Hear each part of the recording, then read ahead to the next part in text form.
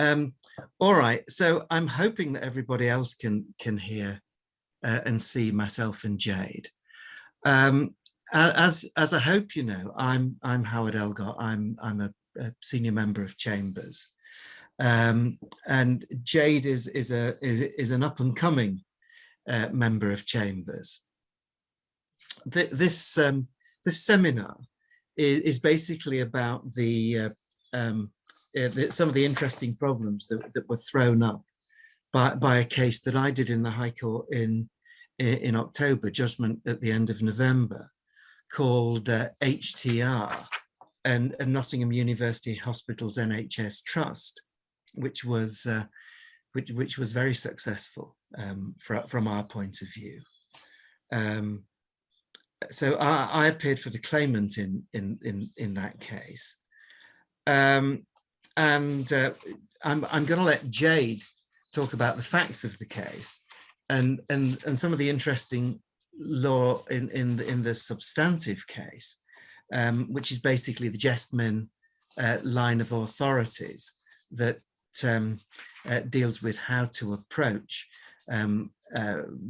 written contemporaneous notes in the face of oral evidence, which is contradictory of what's in the notes, and that's a problem not only in maximum severity cases like HTR, but it's a problem in all cases from top to bottom in value.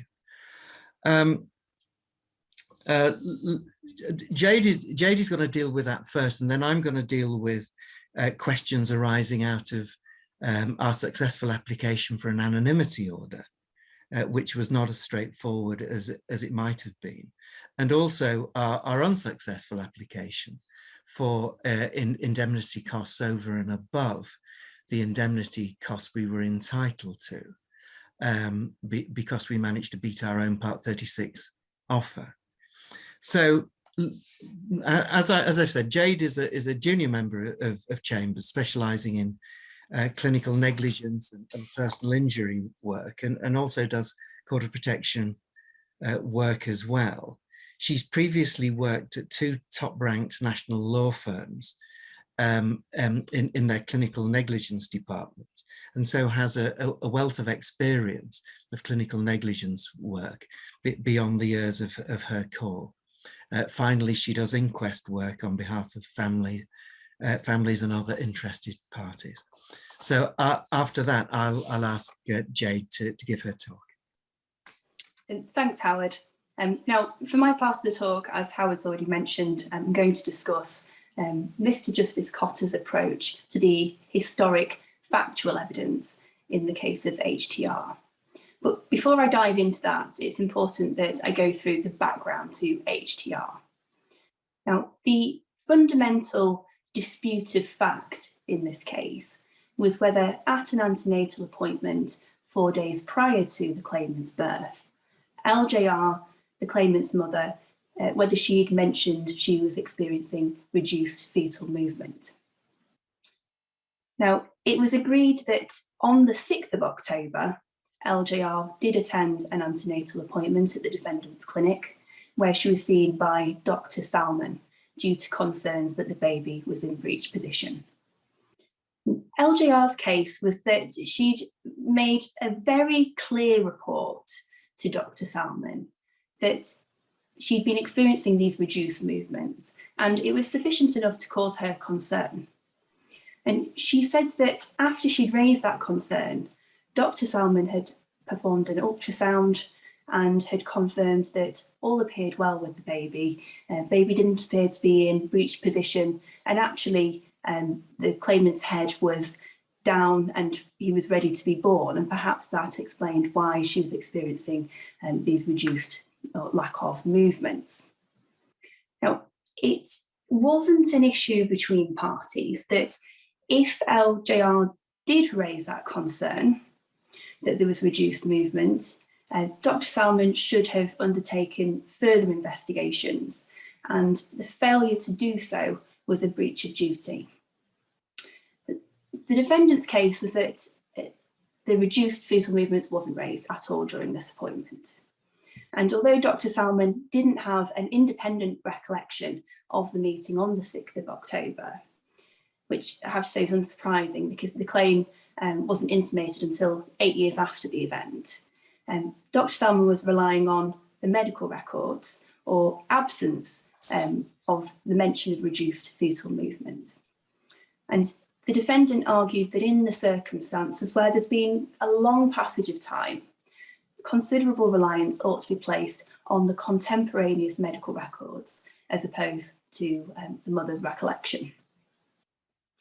Now, this is important because within the medical notes, there was a note mentioning fetal movement. So the note read active FMs, so active fetal movement. And the defendant maintained that if there'd been any concern raised by the mother during the appointment on the 6th of October, Dr. Salmon would have recorded that and wouldn't simply have put active FMs. So the issues for the court were wholly factual, and the central issue being whether Dr. Salmon was told on the 6th of October about the reduced fetal movements.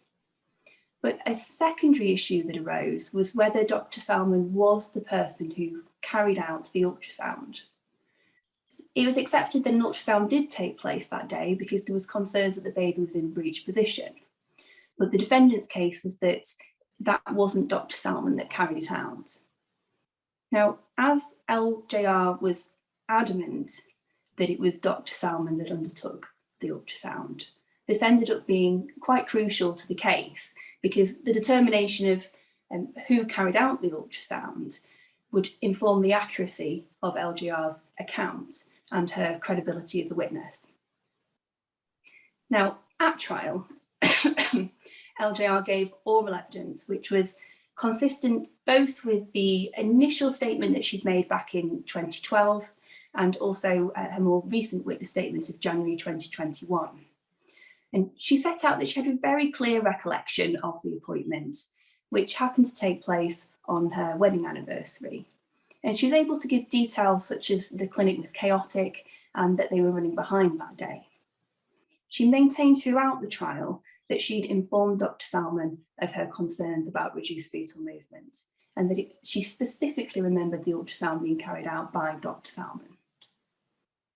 Now, Dr. Salmon gave evidence on behalf of the defendant, and although she couldn't specifically recall that appointment, she stated that her practice was to ask about fetal movement, and there was no way that she would have recorded active fetal movement if there'd been even the slightest concern from the mother that there was reduced movement.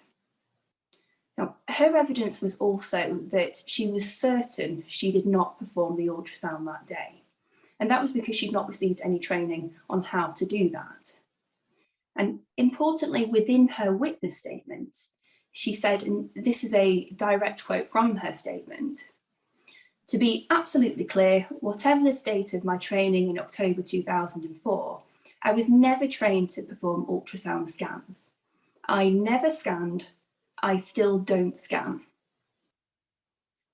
Now, that's important because it later transpired that that wasn't correct.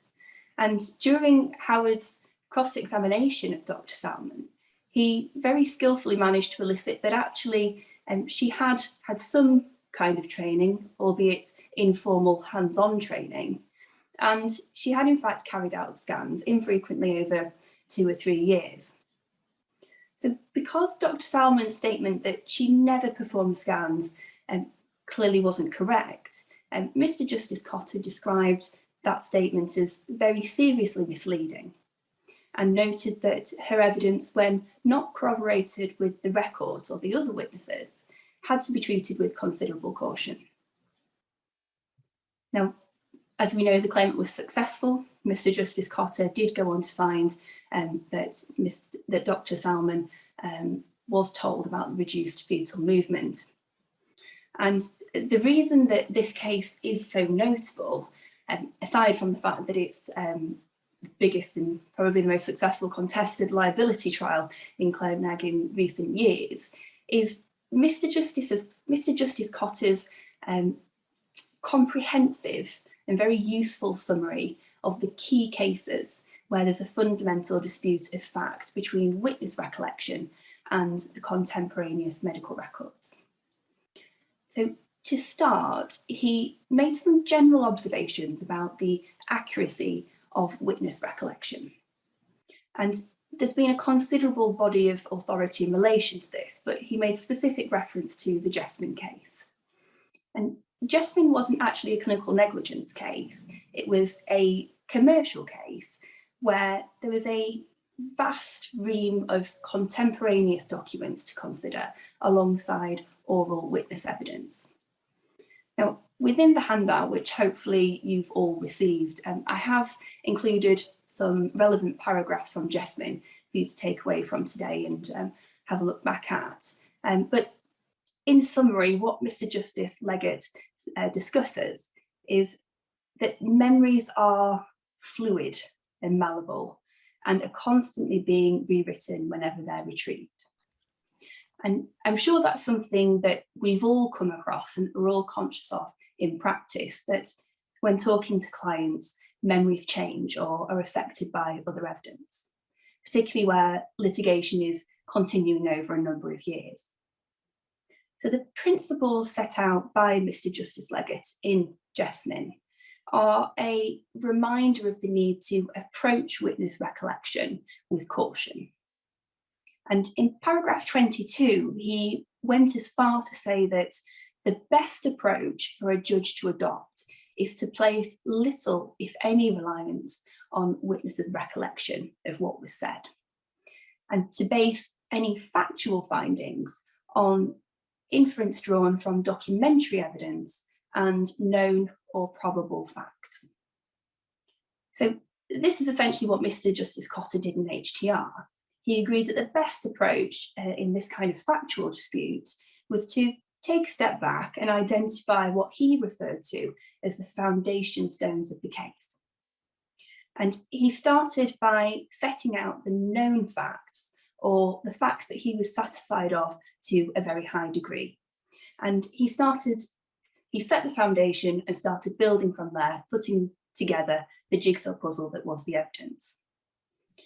Now, I'm not going to go through each of the foundation stones that were identified just for time purposes, but I'll take you through one just as an example. So Mr. Justice Cotter said that he was satisfied there had been some discussion of fetal movement during this appointment on the 6th of October. And he'd accepted, following LJR's evidence, that she needed some persuasion on the day of the claimant's birth to attend the hospital. And LJR's explanation as to why she was reluctant to go to the hospital that day was that she'd been reassured by Dr. Salmon that the lack of movement was not a problem. Now, Mr. Justice Cotter did note that LJR was an intelligent woman, that she'd carried a child to term before, and ultimately she knew of the importance of fetal movement. So her reluctance to have matters checked out on the 10th was wholly consistent with her case that she had been reassured on the 6th about the lack of movement. So that's an example of where the judges come to a conclusion based on looking at the highly probable facts following setting the foundations of the case. Now, going back to GESTMIN again, because I focused there on the witness evidence, but what is also clear in GESTMIN is that the factual findings should be based on inferences drawn from documentary evidence rather than witness recollection. And the defendant's submission in HTR was, of course, that the absence of any reference within the contemporaneous medical records is highly important and undermines LJR's recollection.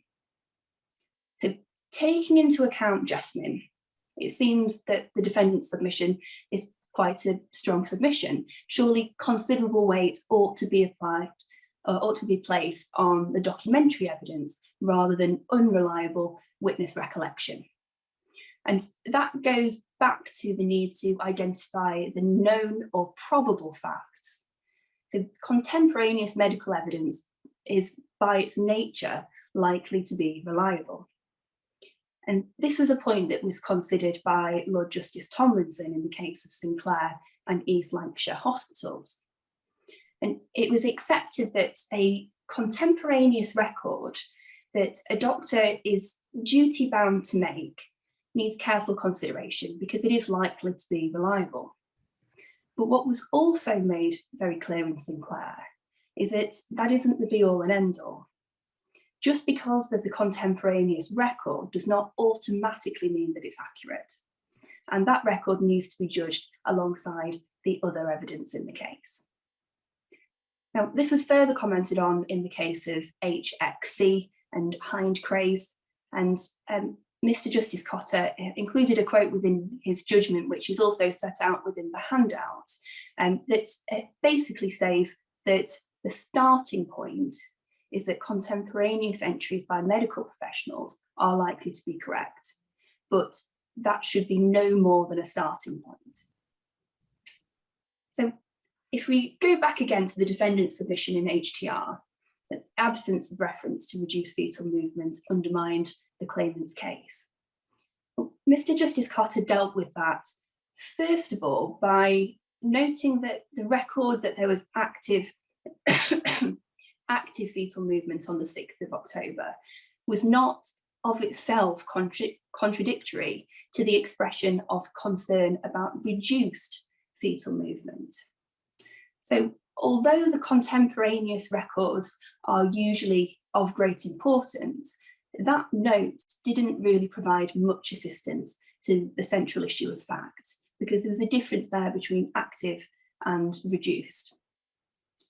Now, the defendant also raised that in subsequent medical record entries, there'd been no reference to reduced movement.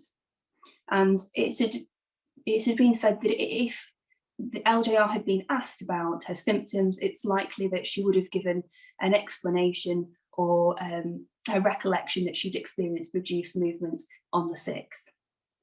And the fact that that was missing from medical records meant that it likely hadn't happened.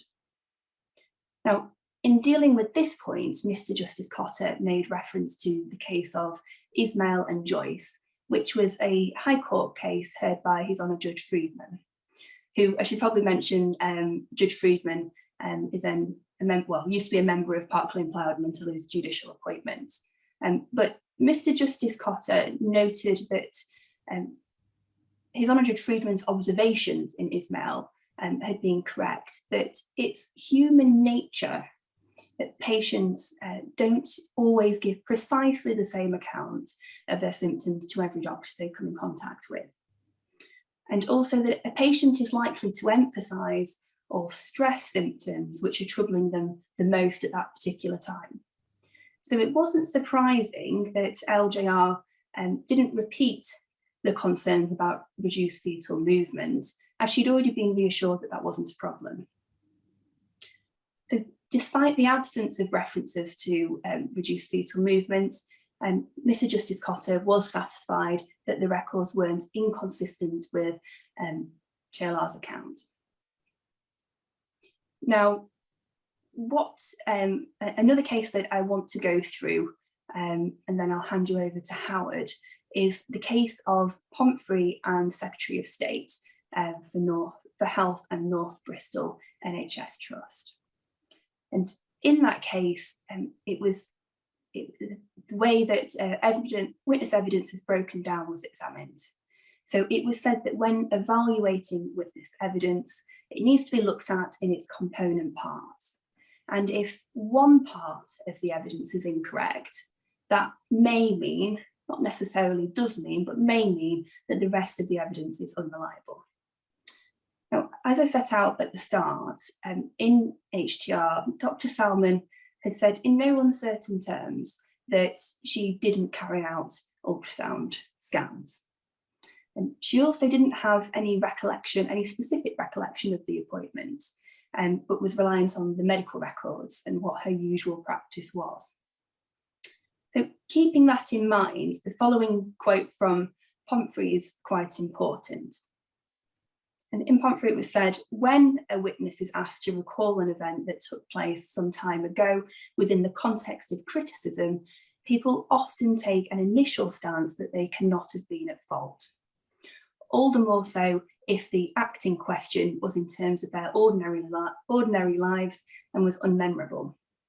There's a tendency to fall back on usual practice within the telltale statement of "I would have" rather than "I remember that I did."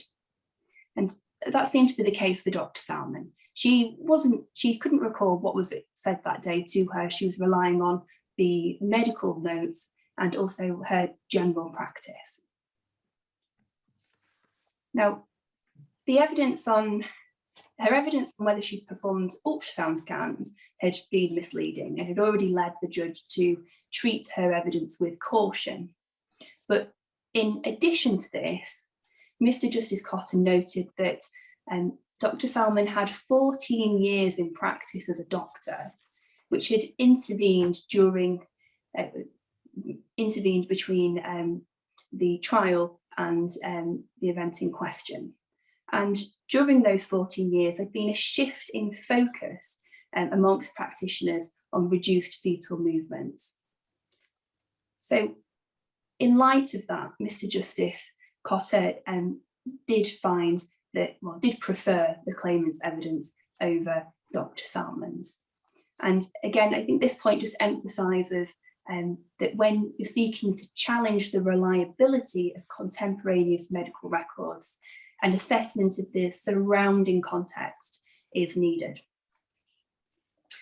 So I'll just finish off by saying that at first blush, or when I first saw the bare bones of this decision, it seemed quite surprising that the judge had preferred LJR's recollection, provided 17 years after the event, over the contents of contemporaneous medical records. But reading between the lines, there's obvious factors which have led the judge to prefer the claimant's case. And in particular, I think the position adopted by Dr. Salmon in relation to the ultrasound seems to have significantly damaged the defendant's position. And this is perhaps an example of how important it is to ensure that witness statements and Part 18 replies are accurate. During cross-examination, Howard had obtained damaging concessions from Dr. Salmon about the ultrasound scan.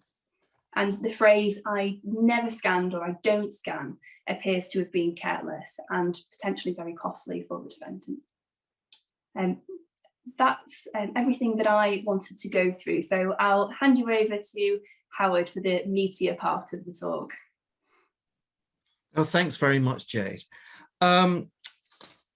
Yeah, but I must say my favorite part of the judgment is paragraph 53, which says it's very difficult to understand how Dr. Salmon came to prepare and verify a statement, the sole purpose of which was to address one issue, being a Part 18 request. Has Dr. Salmon ever carried out ultrasound scans? If so, during what period of her career? This was so fundamentally incorrect, a fortiori when expressly setting out that she was making matters, quotes, absolutely clear, unquote. I do not accept Mr. Elgot's submission that as she was less than careful in her evidence, it could be assumed that she was less than careful as a doctor. However, I received no satisfactory explanation for this very seriously misleading assertion, which provoked an expression of some incredulity from Dr. Brocklesbury, who was our expert witness, in his responsive statement dated the 1st of October 2021. It resulted in the balance of her evidence, when not corroborated by records or other witnesses, having to be treated with considerable caution. An example being her oral evidence that she never used a portable scanning machine during an antenatal clinic, but only ever on the labour ward. There's another few sentences and then another paragraph that begins, and I won't take you through it, but it begins, there were other areas of concern within Dr. Salmon's evidence. And so one might say that in our case, HTR was fortunate in the sense that she was met by a doctor whose evidence was, to our mind, but maybe not to the mind of those acting on behalf of the defendants, but to our mind was threadbare. And our views on this were in effect adopted by the trial judge. And so with much relief, we got the written judgment, and it was in our favour, as we rather hoped, and by the end of the trial thought it would be. But it was interesting that when oral evidence had finished and after submissions were made, Mr. Justice Cotter went out of his way to say he hadn't made a decision yet, and would have to give the matter considerable thought. And he emphasised that on a couple of occasions before we left court.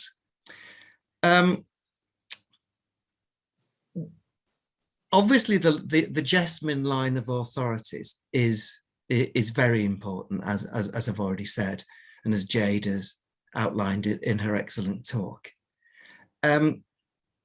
When we came to the handing down of judgment, there was a multiplicity of issues still to be decided, and as had happened throughout this case, it was not really possible to see eye to eye with the defendants in relation to the multiplicity of issues that were dealt with on judgment as well, save for one, and that was our application for an anonymity order.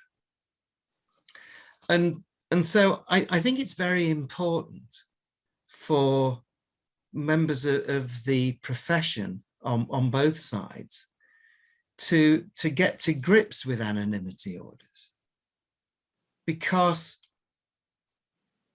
where the client is a child or doesn't have mental capacity, doesn't have litigation capacity, on any approval, even I would suggest of the smallest sums, then the current practice is that it's necessary to have an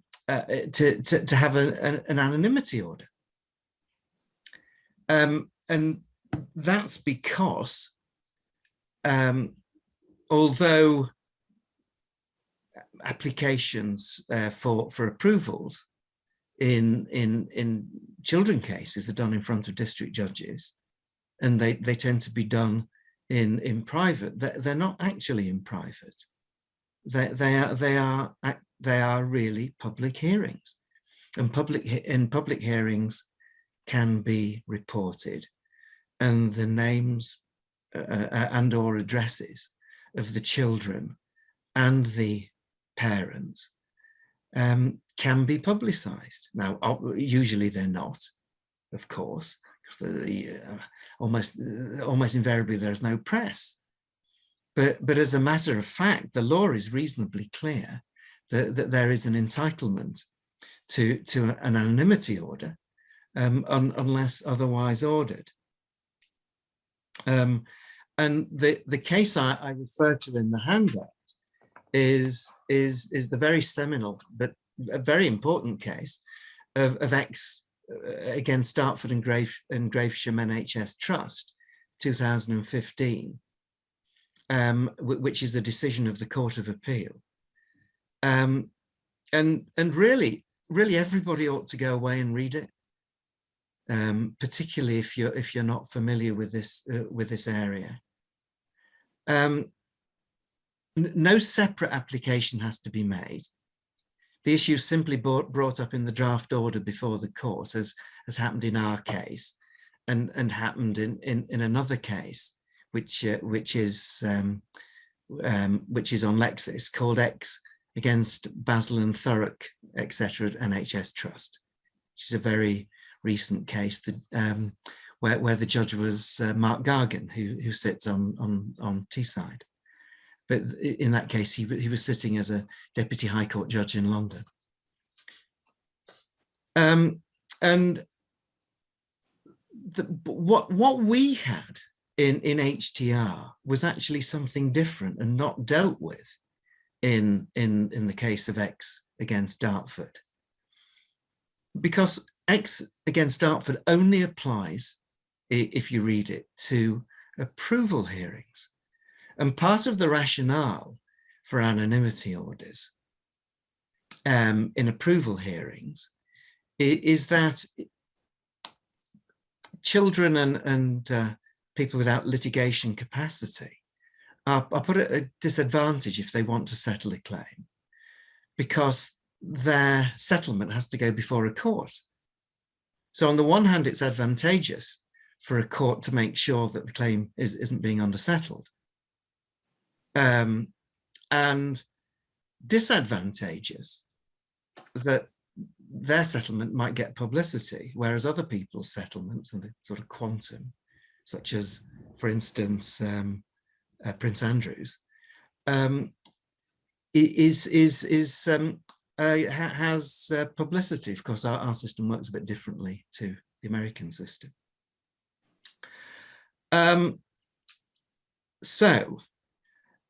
As far as I'm aware, there is no direct authority for the making of an anonymity order where there's been a trial rather than approval, because part of the rationale for the making of the anonymity order has gone, because there's been a trial.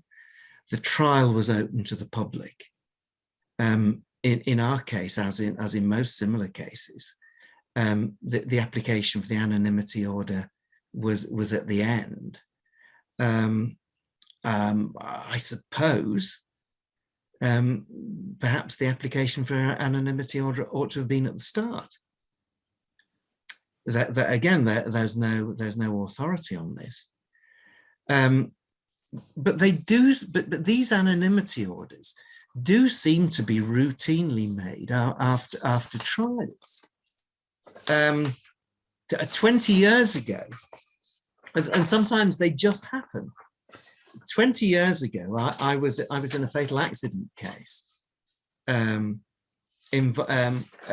only, involving a child. There was no, and I was acting for a defendant in that case. It was a defendant PI. There was no application made at all for an anonymity order. And in fact, the case attracted quite a lot of press coverage. It actually made the front page of the Times and the Daily Mail and others. And I was actually invited to take part in Trisha on the morning following, where they wanted to confront me with the grieving wife, which anyway I didn't take the advantage, but there was no anonymity at all. Oddly enough, when the case was reported in a PIQR, so it's quite an interesting case on fatals. It was reported under the name as D versus Donald, and somehow the case had been anonymized.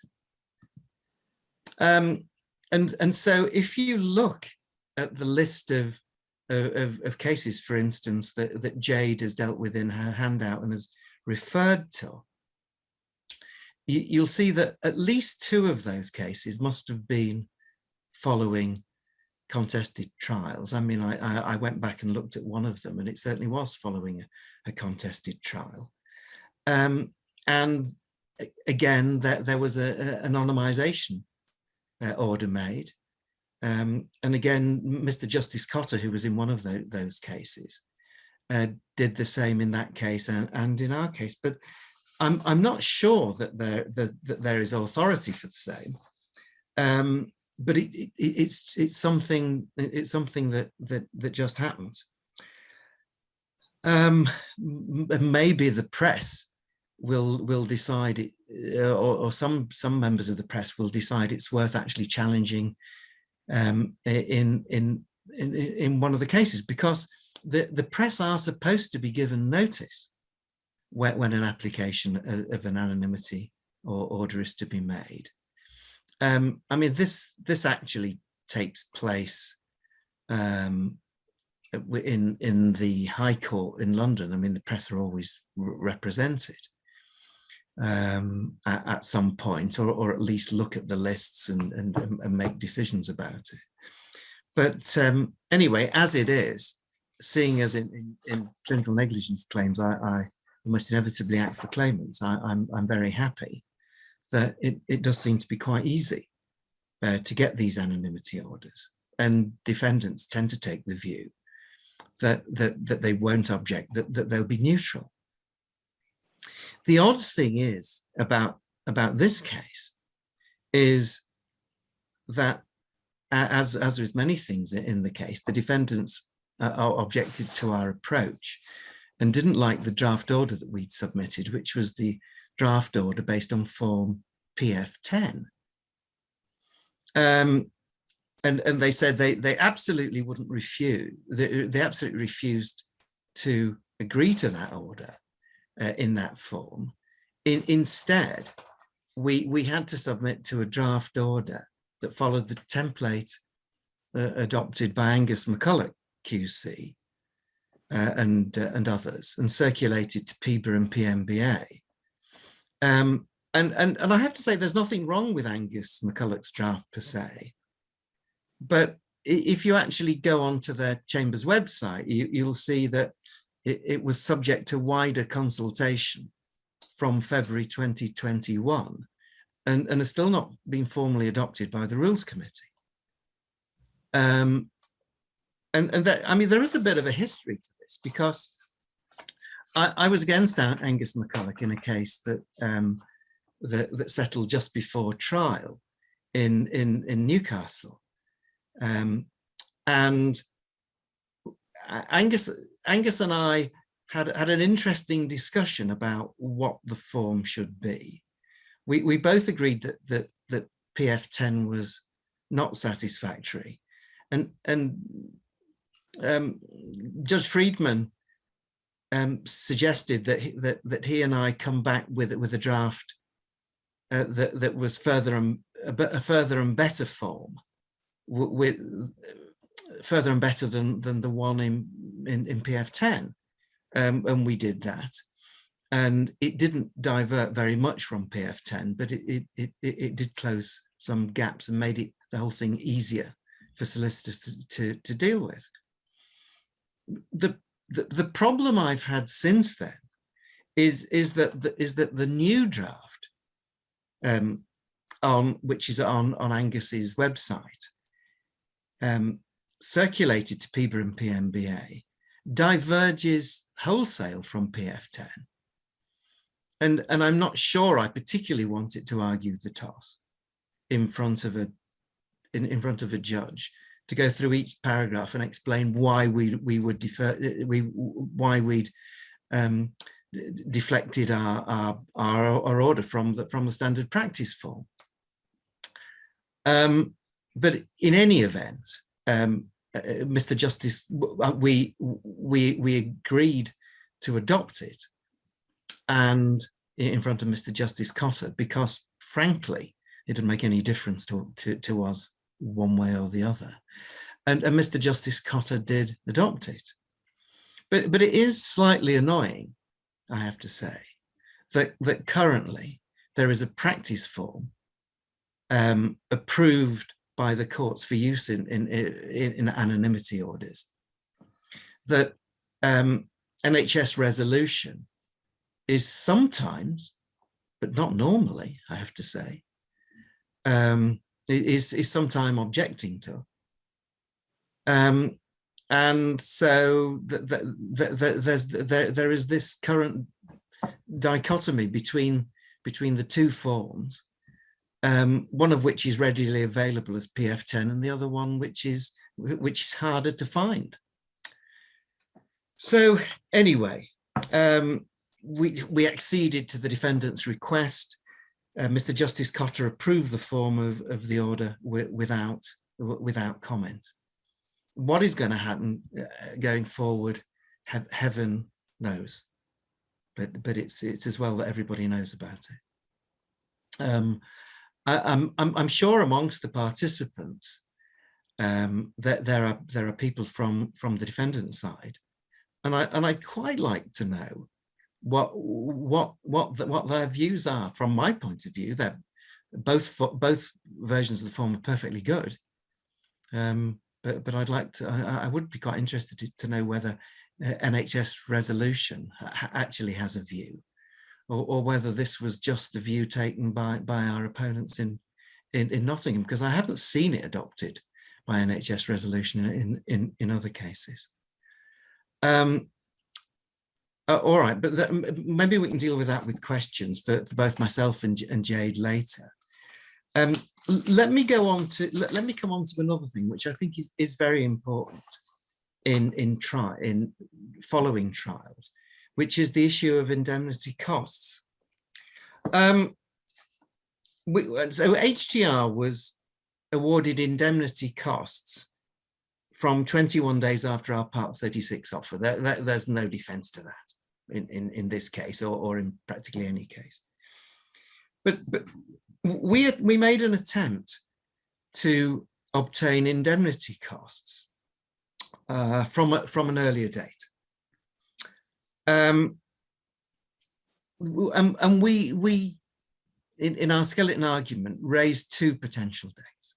First, well before the institution of proceedings, there'd been a mediation, and the defendant came to a mediation and made no offer at the mediation. And then we had an alternative date as well, which was the date after the defendant had refused the JSN following its case, we thought, being seriously weakened by its own evidence, to put it bluntly, in the manner that can be gleaned from the judgment of Mr. Justice Cotter. I mean, I won't go into all the ways that following exchange of evidence, the defendant's case was weaker than when it started. But if you read the judgment, you will see that. So the law relating to the general discretion to award indemnity costs is well known. Forget Part 36, which is freestanding add-on to the general law. It's at 4439 of the White Book, and in my handout, which obviously I hope you've all got and you can read, you can see that very helpfully it says the discretion to award indemnity costs is to be exercised so as to deal with the case justly. I don't know if you'd have guessed that yourselves, but anyway, that's what the White Book has set out. And so there are cases, but interestingly enough, they say that routinely in dealing with disputed applications for indemnity costs, there's a massive citation of authority, but all cases turn on their own facts. So please don't cite many authorities. So that's, again, not that helpful. We did, however, cite one authority, which, again, if you've read the handout, you will see is at 1414 in Vol 2 of the White Book. And it's a case of EAXB against University Hospitals of Leicester NHS Trust. And it's a decision of Her Honour Judge Hampton, sitting as a judge of the High Court. And she awarded indemnity costs against the defendant. And I think it's worth reading out the White Book note in full, because this was very important to us in our case. And it said this: in EAXB, the court considered the conduct of a party during a joint settlement meeting. The defendant instigated the meeting, but then took the position of making no offers. The claimant successfully argued that such an approach was entirely inappropriate, and this was one of the reasons why the claimant secured indemnity costs. A copy of the judgment is published on the website of King's Chambers. But unfortunately, the judgment published on the King's Chambers website relates to the substantive judgment about why the claimant succeeded. And so, and not about costs. I tried to speak to the two counsel who acted for the successful claimant, but they didn't respond to my emails, which was, I think, a bit annoying. And so I couldn't get very far on that. And to be honest, I couldn't see how that could possibly be the case, because surely what occurs during a mediation is privileged. It's absolutely privileged. There's lots of authorities about that. What occurs during a JSM is absolutely privileged. I've even argued that point successfully in an appeal in the county court,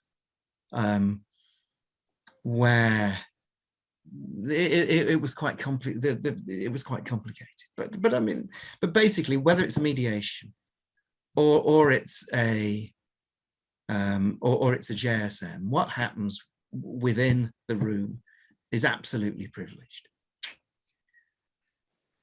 But nonetheless, it was probably worthwhile giving it a go because of what was in the White Book.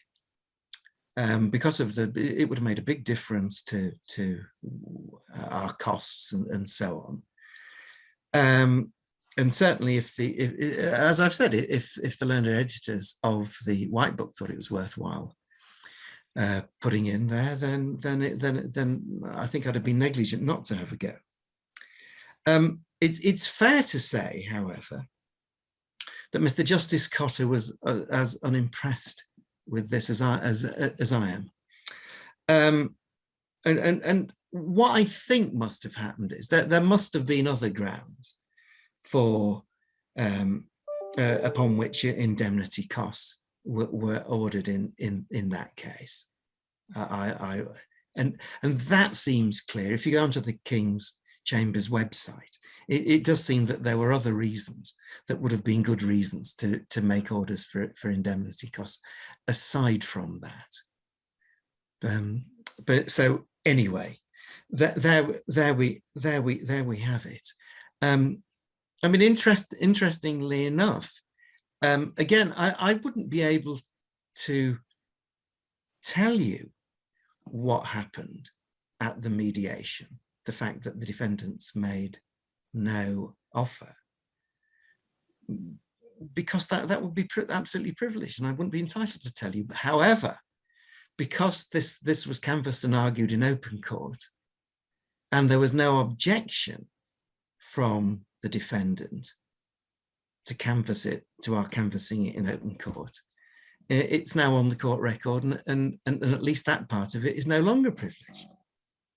It's a funny old world, as Jimmy Greaves used to say on the TV many years ago. That's one for the kids, one for Jade, who I'm sure knows all about Jimmy Greaves and Ian St. John. Anyway, I thought we were on firmer. I mean, really, and by all means, try running similar arguments yourselves, but I don't think they're worth running. And now there seems to be some authority from Cottager, again, not reported, and you won't find a transcript of it, that he's unimpressed with those arguments. Anyway, I thought we're on firmer ground when we asked the other side to have a JSM after it seemed to us that their own evidence had rather favoured us rather than them in many ways, if one read through, if one read between the lines. I mean, obviously, the defendants didn't think that. Otherwise, they, otherwise it wouldn't have gone to trial, would it? But anyway, you might think, well, we'd had our chance. There'd already been a mediation. Is a claimant or a defendant, for that matter, to be given a right which is underscored by an indemnity costs order, if they ask for a mediation or a JSM, once every 6 months, because there's got to be an end to it. But interestingly enough, on the directions hearing in front of Master Yoxall, who dealt with the point, he heard some argument as to whether there should be the standard form ADR order, notwithstanding there'd already been a mediation. But Master Yoxall didn't see any reason why not to make the standard ADR order. And it was, as we're all aware, at all stages, the parties must consider settling this litigation by any means of ADR, including roundtable conferences, and any party not engaging in such means is to serve a witness statement giving reasons 21 days thereafter. And so the defendants duly complied with the order. And the witness statement served by the defendant simply said that there already been a mediation, and there was nothing in the exchanged evidence to change the defendant's views on the prospects of success. Now, I thought we had a decent chance on the basis of that refusal. The problem, I think, being that there aren't many cases about indemnity costs being ordered in this situation, but there are cases you could argue by analogy. And if you go back to Halsey and Milton Keynes, which was the sort of seminal case on the effect of refusing mediation and ADR on costs, in which I appeared many years ago, then there's lots of things that you can take from that ought to have got us home, in my opinion. But it's fair to say that Mr. Justice Cotter was as unimpressed by our arguments on this as he was in relation to our earlier argument on indemnity costs. And I would quite like to know from you what you think he should have done, because, as you know, I think he was wrong, and I think he should have given us indemnity costs after we'd got a statement in that form. Because otherwise, I mean, what is the point of making a defendant produce a statement in a case like ours, where the master, knowing that there's already been a mediation, makes the standard form ADR order, and then the defense witness statement just says, well, our views are unchanged, we think we're going to win, when we would argue that and it was certainly in our argument that an objective observer might take a different view. Anyway, so with that in mind, the first question I've got of you is what do you think he should have done on the facts of our case? But of course, you've got to have probably you've got to have been there to really experience it. But what's anyway? Just tell us your view. So what I'm going to do is try and unmute whoever puts their hand up first, and please don't be shy. So if somebody could put their hands up, I'd be very grateful. Otherwise, I'm just talking to myself.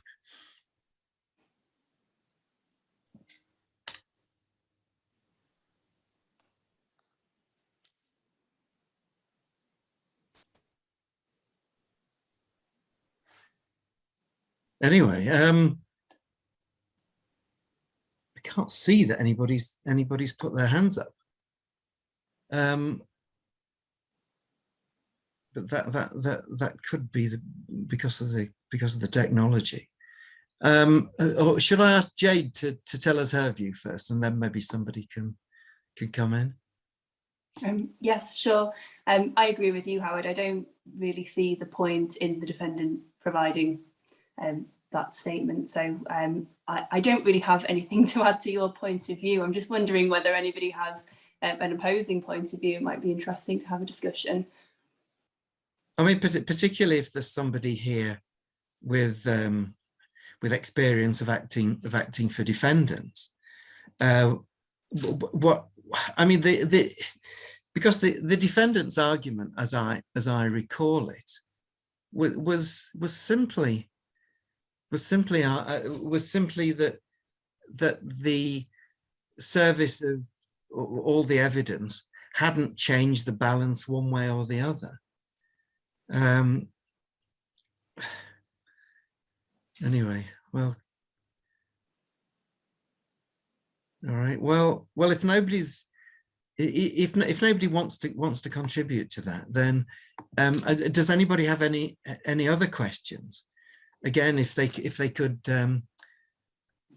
raise their hands, then hopefully I will be able to unmute them. There's also a question and answer box if people have questions but don't want to speak.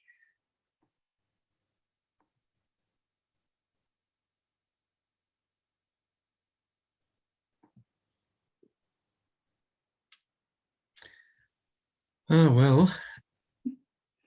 Well, in that case, let's just call it off, and I just hope it's not due to our incompetence with the technology. I mean, can I thank everybody for attending? I hope everybody thinks it's worthwhile, and I hope people have thought have either learnt something or reconsidered their approach to various things.